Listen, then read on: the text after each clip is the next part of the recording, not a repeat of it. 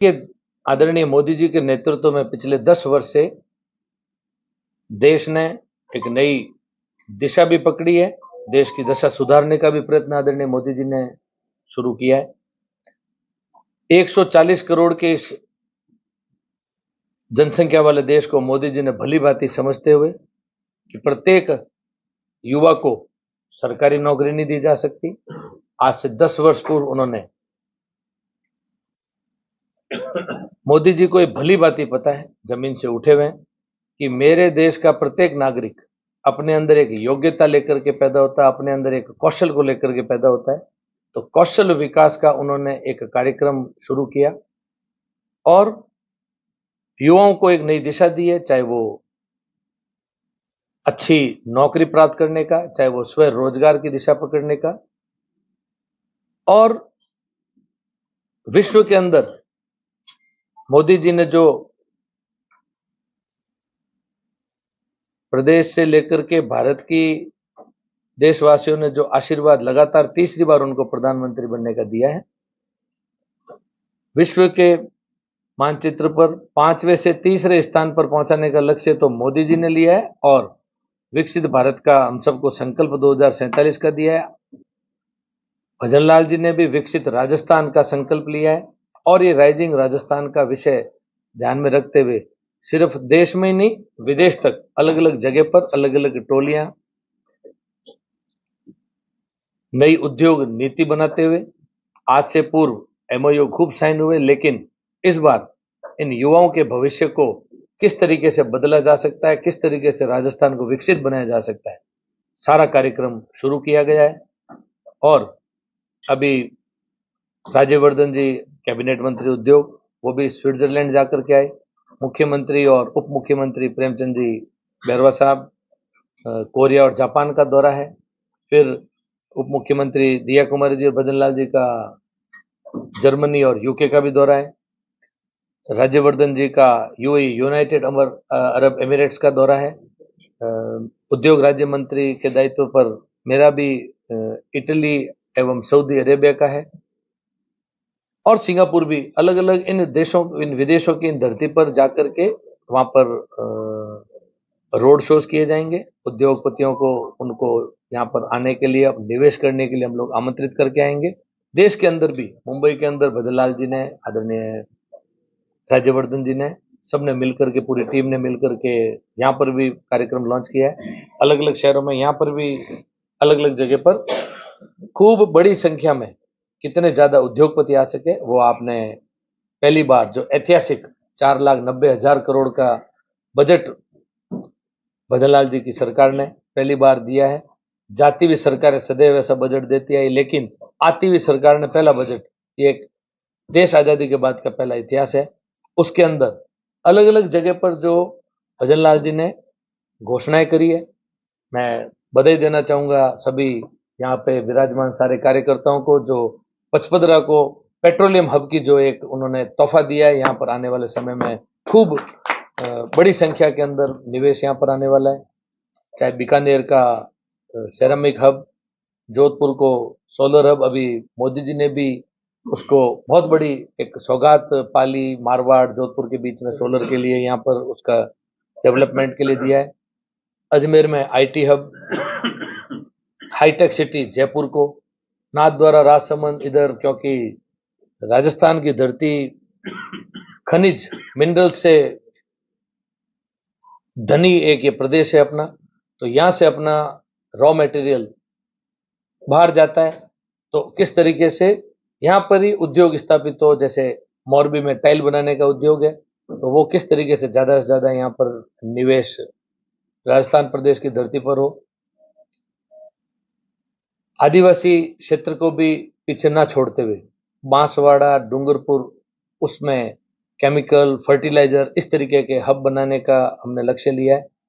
राजस्थान के इस धरती पर मोदी जी के नेतृत्व में 2 बड़े हाईवे अपने को मिले हैं। एक तो जिस जगह पर अपन बैठे हैं, 3 रिफाइनरी को जोड़ने वाला भारतमाला का बहुत अच्छा एक अपने को हाईवे मिला है। दूसरा दिल्ली मुंबई कॉरिडोर।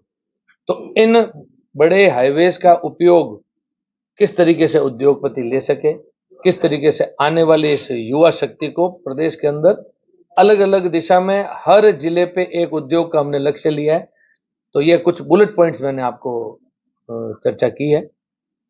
ज्यादा से ज्यादा अलग अलग क्षेत्र को, अलग अलग उद्योगों को, ऑटोमोबाइल इंडस्ट्रीज है, फार्मा है, आईटी है, सभी विषय को हमने ध्यान में रख करके चर्चाएं चालू करी है।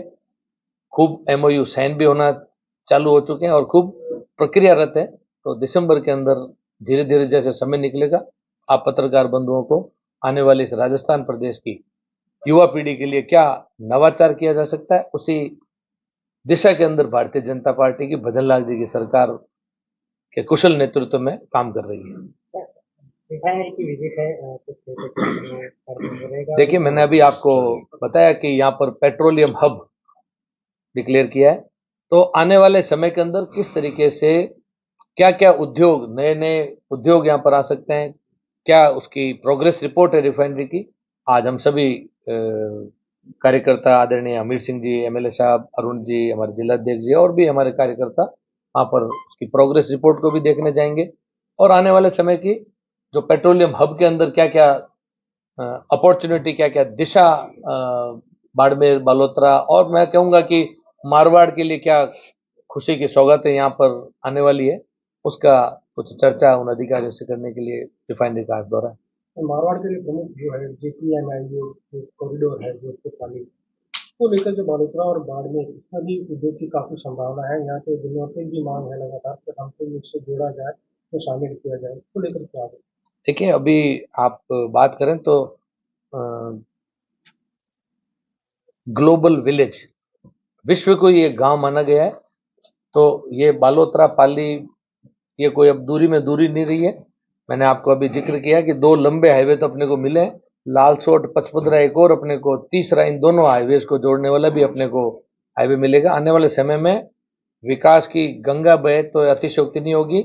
आने वाले समय में भारत के 2047 के संकल्प को ध्यान में रखते हुए जो राजस्थान प्रदेश भी एक नया कदम बढ़ा चुका है, प्रत्यक्ष को प्रमाण किया। आने वाले समय में आपको और हम सबको जो नवाचार होने वाले हैं राजस्थान प्रदेश की धरती पर, अपन सब मिलकर के देखने वाले भी हैं और उसका लाभ भी उठाने वाले हैं। सर, इंडस्ट्रीज यहाँ चलती है, पॉल्यूशन की उसको देखिए, पॉल्यूशन की रही बात तो सदैव राजस्थान सरकार है या चाहे केंद्र की सरकार है, पॉल्यूशन की गाइडलाइन का सदैव ध्यान रखा गया है। अभी भी जितना यहाँ पर लगभग मेरे को जो ध्यान में है 24 MLD का यहाँ पर पॉल्यूशन का लगा हुआ है। आगे भी उसको और किस तरीके से लगभग 6 या 7 MLD का तो बजट घोषणा के अंदर भी यहाँ पर हमने ध्यान रखते हुए किया है। उससे पहले भी चाहे वो पाली का है चाहे बालोतरा का है, इसके अंदर किस तरीके से पॉल्यूशन की इकाइयों का ध्यान रखा जाए, किस तरीके से उस केमिकल युक्त पानी को जो प्लांट लगा हुआ उसके अंदर किस तरीके से अलग अलग करके उसको पानी को फिर से काम लिया जाए, ये सुविधा करने के लिए सरकार पूरी प्रयत्नरत है। और कोई भी तरीके से किसानों को तकलीफ नहीं हो। पूर्व प्रति जो सरकारों के समय में जो ये आप और हम सब मिलकर के देखते हैं, विपक्ष ने भी अभी धरना देने का काम किया था, लेकिन ये सब पूर्ववर्ती समय के अंदर हुई हुई चीजें। हम तो अब जब से भारतीय जनता पार्टी की सरकार बनी है तब से हम लोग जितना अच्छा काम हो सके, चाहे वो उद्योगपतियों के लिए हो, चाहे वो किसानों के लिए हो, चाहे वो युवाओं के लिए हो, चाहे महिलाओं के लिए हो, चाहे गरीब के लिए हो, हर वर्ग को मोदी जी ने जो 4 जातियां बताई है, उन सब वर्ग का कैसे ध्यान रखा जाए, उस दिशा में भारतीय जनता पार्टी की सरकार केंद्र में और प्रदेश में सब जगह काम कर रही है। तो अच्छी तरीके से जानते हैं, मोदी जी ने पूरे देश के अंदर हर जिला हेडक्वार्टर पर मेडिकल कॉलेज दिए हैं। उन्होंने हर तरीके से उच्च तकनीकी की तरफ ध्यान रखा है। हर दिशा के अंदर काम चल रहा है। बालोतरा आपका नया नया जिला बना, उसकी तो मैं आपको बधाई देता हूँ। और आने वाले समय में, क्योंकि अब जिलों का काम भी, पुनर्सीमांकन का काम, जिले का काम, सब कुछ रिव्यू के अंदर है। तो जो भी रिव्यू के अंदर कमेटी की रिपोर्ट निकल करके आती है, उसके बाद में प्रदेश की सरकार और केंद्र की सरकार उन जिला हेडक्वार्टर के ऊपर जो जो नए बने उनके ऊपर क्या क्या कार्य करना चाहिए, उन सब दिशाओं के अंदर काम किया जाएगा।